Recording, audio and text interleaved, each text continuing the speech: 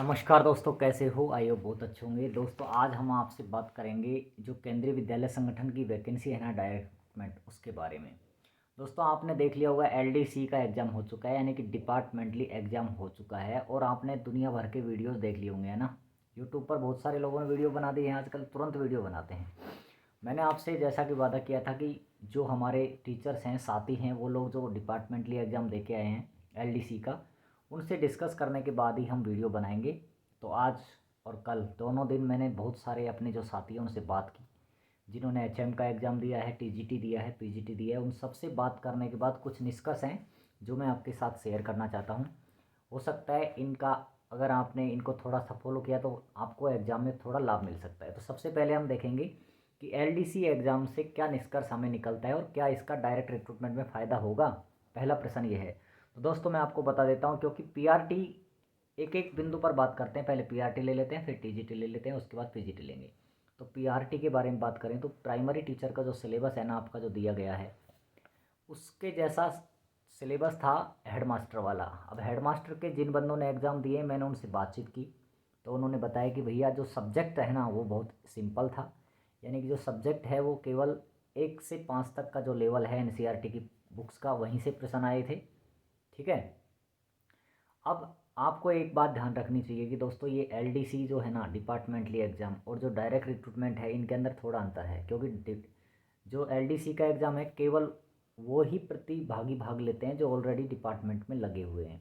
ठीक है। तो निश्चित रूप से थोड़ा सा लेवल का इफेक्ट है। दूसरा एचएम का जो लेवल है, उसमें लिखा था कि 1 से 5 तक की पुस्तकों से ही पूछा जाएगा। क्लियर आपको वहाँ पे रेफ़र की गई थी टेक्स्ट बुक्स।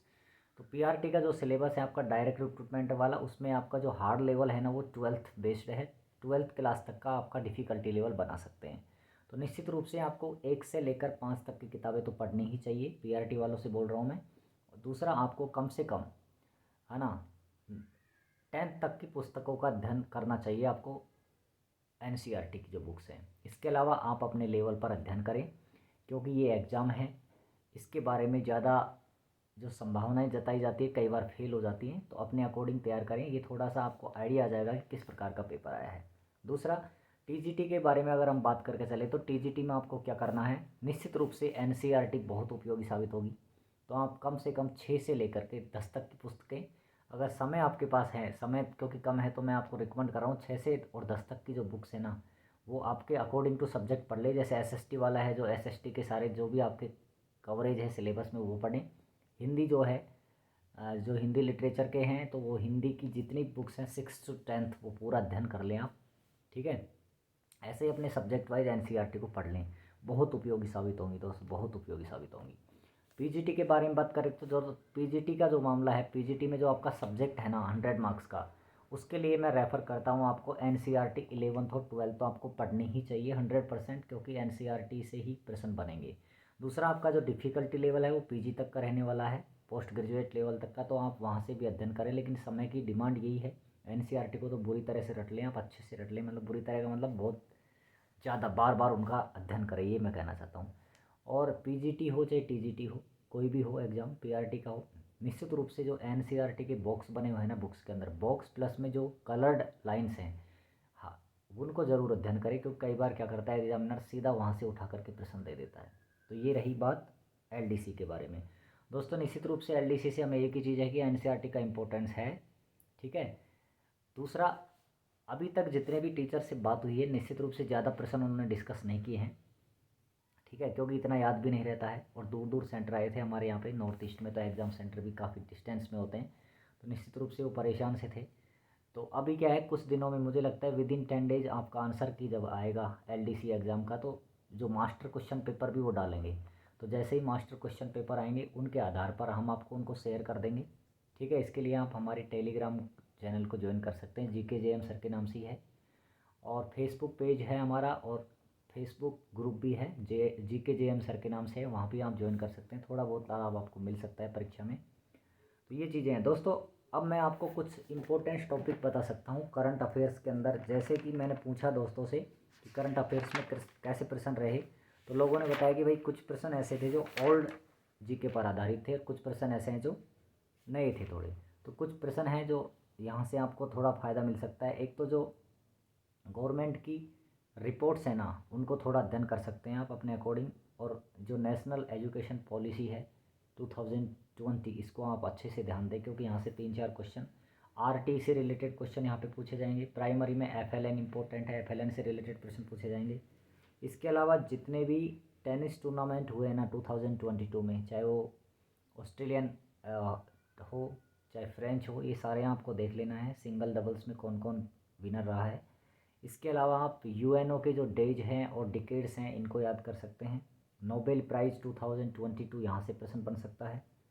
जो रिपोर्ट्स हैं इनसे यहाँ से प्रश्न बन सकता है। ठीक है, कुछ इम्पोर्टेंट अधिनियम बने हैं, उनको आप यहाँ से देख सकते हैं। इसके अलावा कॉन्स्टिट्यूशन से रिलेटेड क्वेश्चन पूछे जा सकते हैं, जैसे फाइनेंस कमीशन हो गया। ठीक है, या फिर कोई भी और टाइप का एक पॉलिटी से प्रश्न बन सकता है। इसके अलावा जो इम्पोर्टेंट प्रोजेक्ट्स हैं जो हमारी गवर्नमेंट ने लागू किए हैं, वहाँ से प्रश्न बन सकता है। किसी ऑर्गेनाइजेशन से स्कूल शिक्षा के लिए काम किए, वहाँ से प्रश्न बन सकता है। ठीक है, इम्पोर्टेंट जो खेल इवेंट हैं, चाहे वो फीफा वर्ल्ड कप हो, अदर चैम्पियनशिप्स हो, वहाँ से प्रश्न बन सकते हैं।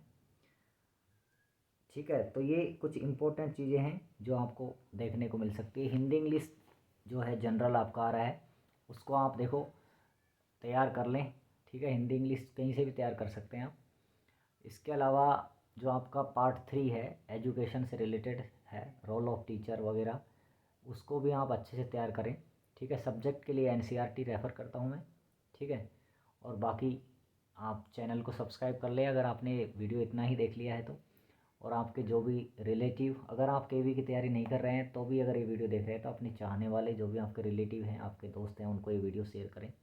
ठीक है, निश्चित रूप से अगर आपके मन में कोई भी क्वेश्चन है इस भर्ती से रिलेटेड, केवीएस रिक्रूटमेंट 2022 से रिलेटेड, तो आप हमें कमेंट करके बता दीजिए। हम आपके प्रश्नों का उत्तर देने की पूरी कोशिश करेंगे, आपके डाउट्स को क्लियर करने की कोशिश करेंगे। संगठन में दोस्तों हम भी काम कर रहे हैं कुछ समय से, थोड़ा बहुत अनुभव है, तो उसका लाभ आप ले सकते हैं। ठीक है, ये मैं ऐसे नहीं कह रहा कि भाई आपको 100% यही होगा, लेकिन आपकी तैयारी में मदद मिलेगी। दूसरा, आप पूरी तरह से सोशल मीडिया यूट्यूब पर भी डिपेंड नहीं रहें। ठीक है, अपना खुद का ऑन जो आपका माइंड है उसको यूज़ करें, बुक्स पढ़ें और अपना चिंतन खुद करें। यानी कि आप पूरी तरह से डिपेंड नहीं रहें डिजिटल माध्यमों पर, क्योंकि डिजिटल माध्यम देखने से लगता है कि सब कुछ याद है, लेकिन पेपर में जाकर हमारे याद नहीं रहता है। निश्चित रूप से आप जो ओल्ड सोर्स है हमारी बुक्स, उनको अध्ययन करें।